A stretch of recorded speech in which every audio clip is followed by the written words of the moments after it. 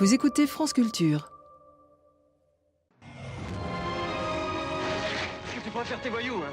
Ce qui est à toi est à moi, plus de doigts, plus de moi. Mes gars, c'est pas des soldats, c'est des guerriers. Tu leur as crié depuis 14, bien tué, bien zigouillé, continue, tu m'intéresses. Maintenant que t'en as plus besoin pour te planquer derrière, t'as toute une ménagerie de pantins qui se donnent des droits, là. Le rendez-vous Palais de Tokyo, en partenariat avec Annie Paris.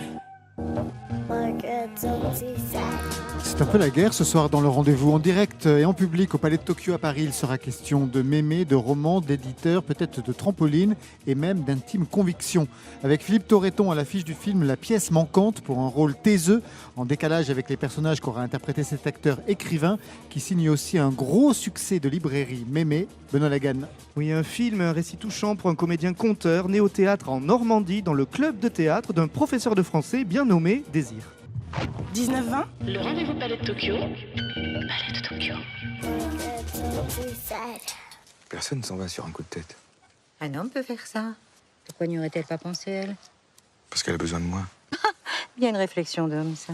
C'est bien une réflexion de femme de dire que c'est une réflexion d'homme. Plateau intime et conviction avec vous, Philippe Torreton, comédien, César du meilleur acteur en 97, écrivain. Vous venez de publier Mémé, un ouvrage autobiographique sur la figure de votre grand-mère. On y reviendra. Mercredi prochain, on vous retrouve au cinéma dans le film de Nicolas Birkenstock, La pièce manquante. C'est l'histoire d'André, sculpteur et coiffeur, marié, 2 enfants, qui doit faire face au départ inattendu de sa femme. Bande annonce. Quand une personne majeure veut disparaître et qu'elle ne court aucun danger, on ne peut rien faire. Oui, mais elle est peut-être en danger. Est-ce qu'elle était dépressive? Non, c'est pas le genre. Est-ce qu'elle vous a paru étrange ces derniers jours? Elle est où, maman? Elle a dû partir aujourd'hui. Pourquoi elle nous a pas prévenus? J'en sais rien. On peut pas l'appeler. Non, elle veut pas être dérangée. Je voulais pas t'inquiéter. Tu t'es foutu de notre gueule! Calme-toi. Elle est où? Elle a disparu. Elle nous a abandonnés. Faut le dire à personne. Pourquoi? Ça sert à rien d'alarmer tout le monde. Maintenant, c'est nous et les autres. Dis-moi, qu'est-ce que tu caches? Allez, c'est bon, François, qu'est-ce que tu caches? Fais pas le chien, Et lui, t'as rien remarqué? Il dit plus rien, ça fait des jours que ça dure. C'est quoi le problème, là? Y'a que toi qui ne vois pas le problème. Philippe Torreton, le réalisateur, a déclaré avoir pensé à vous pour ce rôle de mari abandonné parce qu'il vous avait surtout vu dans des rôles, je le cite, très forts, très affirmés et assez peu dans des personnages vulnérables et taiseux. Est-ce qu'il vous en a parlé ? Oui, bien sûr. Oui. Ouais. Et j'étais très content d'ailleurs qu'il pense à moi pour ça parce que moi aussi j'ai ce désir-là. J'aime bien l'errance aussi. Je préfère même ça d'ailleurs à toute autre chose. Et j'aime bien le blues. J'ai adoré le film de Jim Jarmusch là, qui est extraordinaire, qui me hante encore. Mais qu'est-ce que j'aimerais faire ça. Un film de vampire ? Oui, non, mais cette errance-là, et puis ce regard sur nous autres zombies est absolument désespérant, mais tellement beau, tellement beau. Ce rôle de taiseux qu'on vous propose très rarement, en fait, qu'est-ce que ça vous a permis de travailler plus précisément cette fois ? Ah ça, je sais pas du tout. Je cherche pas à le savoir. Je m'embarque dans une histoire avec quelqu'un, et puis on travaille spontanément comme ça, et je n'ai pas de méthodologie, je me méfie de ça en fait. Il faut se laisser porter, il faut avoir envie de cette histoire. C'est ça le principal, je crois, et que s'assurer que celui qui a écrit le scénario est bien conforme à ce qui est dans le texte, que c'est vraiment une œuvre sincère, et à partir de là, se laisser aller. Parce qu'à chaque fois qu'on prévoit des choses, que ce soit au cinéma ou au théâtre, de toute façon, on est surpris soit par la spontanéité de la scène, soit par la spontanéité aussi de la scène tournée au cinéma. On ne connaît pas forcément tous ses partenaires au moment où on va tourner avec eux. On ne connaît pas forcément le décor, les accessoires, on découvre tout ça. Donc plus on prépare ça dans sa tête, plus on risque d'être au contraire en porte-à-faux. Non, il faut être ouvert à tout ça, et c'est ça que j'aime finalement. Mais sinon, donc voilà, il y a pas de, je me suis pas investi dedans avec une méthodologie précise. Jean Roux, quelle est l'image de cinéma que vous avez de Philippe Torreton ? Est-ce que c'est dans le film de guerre, période qui vous intéresse ? C'est évident que c'est un acteur fort avec avec une voix. Et c'est assez rare. C'est le timbre, moi, ce qui me plaît c'est ça. C'est-à-dire qu'il y a le timbre qui s'impose. Et à ce moment-là, on peut tout entendre. Quand vous partez avec un timbre qui ne colle pas ou qui est un peu... Dernièrement, j'ai vu une pièce, je vais pas dire, mais de Tchekhov, là, et je ne suis... Au théâtre de la ville. Et voilà. Et donc, quand vous n'arrivez pas à être avec les personnages parce qu'il y a justement, il y a quelque chose dans la voix qui ne vous emporte pas, c'est très, très gênant. Et évidemment, Torton, c'est ça, quoi. C'est ce timbre-là, c'est cette voix qui emporte, quoi. Benoît Lagan. Donc dans ce film, il y a beaucoup de silence et André Dussolier, que l'on recevait ici, nous expliquait que c'était là, dans les silences, entre, je le cite, entre les mots que vous adresse votre partenaire de jeu et la réponse que vous devez lui donner, qu'il avait le sentiment de faire réellement son travail d'acteur. Est-ce que vous seriez d'accord avec ça ? Totalement d'accord. Je souscris complètement à cette phrase. C'est d'abord le partenaire qui vous fait vivre, qui vous fait exister. C'est pas justement la préparation de sa réplique comme ça dans son coin. C'est qu'est-ce que tu es en train de me dire ? Qu'est-ce que tu me dis là tout de suite ? Et effectivement, ça passe par le silence.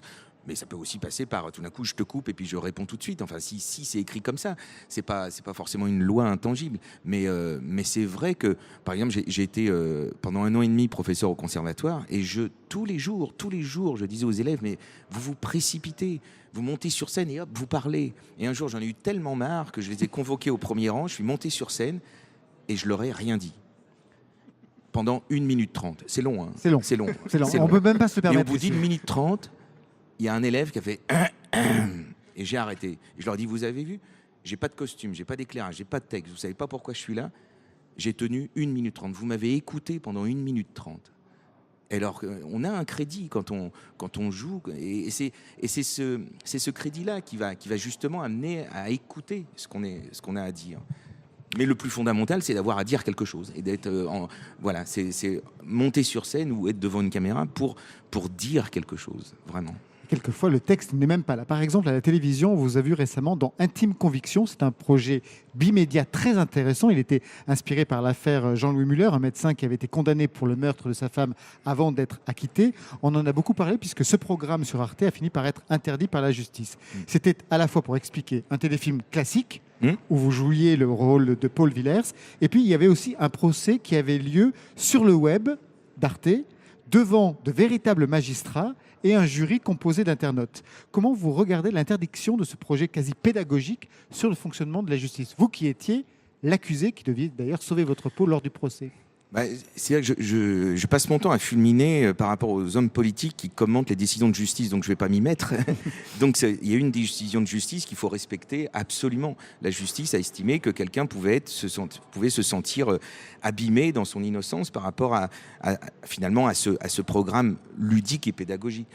Alors voilà, c'est dommage parce que c'était à 48 heures de la fin.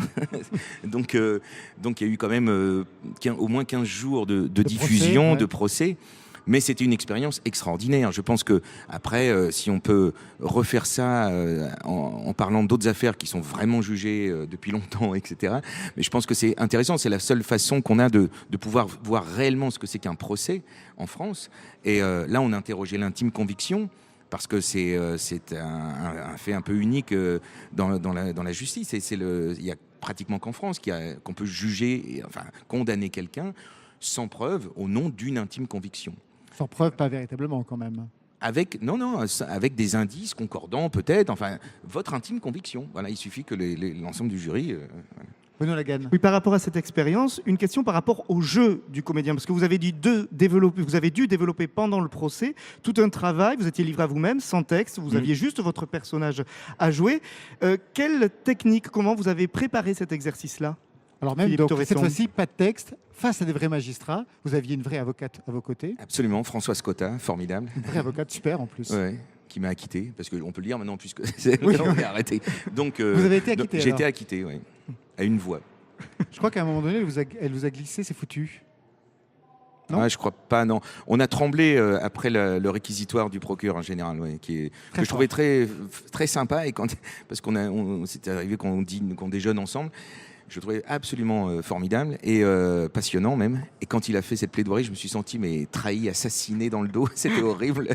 Donc, mais c'est un projet qui rend fou parce que effectivement, il n'y avait pas de texte et les caméras étaient cachées. Donc, il y avait pas de temps de cinéma. C'était le temps de la justice. Donc, dès l'instant où le réalisateur Rémi Burkel disait, voilà, nous on est prêts avec les 6 caméras, on est prêts.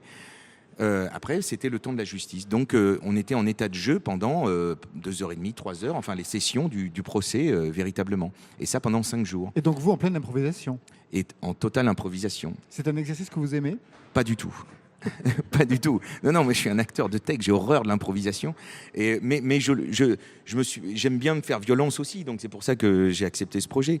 Je suis pas tout à fait maso non plus, mais bon, c'était parce que je trouvais qu'il y avait une vertu vraiment pédagogique. Je voulais d'abord moi me ressentir qu'est-ce que ça fait que d'être à la barre comme ça, d'être accusé, de se défendre. Et c'est quelque chose. D'abord que je ne souhaite à personne de se retrouver là, surtout pour ces motifs-là. Et parce qu'on s'aperçoit qu'il y a une reconstitution de vérité là, dans ce tribunal, à partir d'éléments tangibles, des enquêtes, etc., mais aussi en fonction de vous. Voilà. Et j'ai découvert là, peut-être que, bon, moi il m'a fallu ça pour le découvrir, mais on peut avoir l'innocence ingrate et la culpabilité séduisante. Quelqu'un qui a un physique assez moche, assez repoussant, a le droit d'être innocent. Mais on se pose ces questions-là parce qu'effectivement, tout compte. La façon dont on parle, la voix aussi, ces erreurs aussi de langage. On peut ne pas bien connaître sa vie, on peut ne pas se souvenir, surtout quand on est stressé par un procès. Donc c'est tout ça que ce projet parlait, quoi. C'est ça qui m'a passionné, vraiment. Dernière question, Benoît. Oui, vous devez votre carrière donc à Gérald Désir, votre professeur de français de 5e à Rouen, qui vous pousse à vous inscrire à son club de théâtre pour vaincre votre timidité. De ce premier apprentissage de la scène, qu'est-ce que vous avez le plus retenu ? Eh bien, pas la scène, mais l'à côté, les coulisses, la liberté que ça donnait de pouvoir fréquenter des gens qu'on n'aurait pas pu fréquenter autrement, avoir un autre contact avec les profs, de pouvoir se coucher tard le soir sous la belle éducation nationale, pouvoir... c'est vrai, c'est aussi ça, pouvoir tutoyer son professeur de français, faire du théâtre avec des grandes filles de 3e quand on est en 6e, c'est un paradis. Et c'était cette promiscuité humaine-là qui me plaisait, qui me plaît toujours d'ailleurs. Maintenant, c'est un peu remplacé par les textes, mais c'est vrai que j'étais terrifié à 13 ans, 12 ans même, j'ai commencé à 12 ans, et on faisait les fourberies de Scapin, je me souviens, Sylvestre. Et c'était horrible. Et je voulais pas monter sur scène. À chaque fois, je redonnais mon texte à d'autres quand on faisait des travaux d'écriture aussi. Non, j'étais absolument timoré. Mais par contre, j'adorais ça. En fait, j'adorais cette promiscuité humaine là.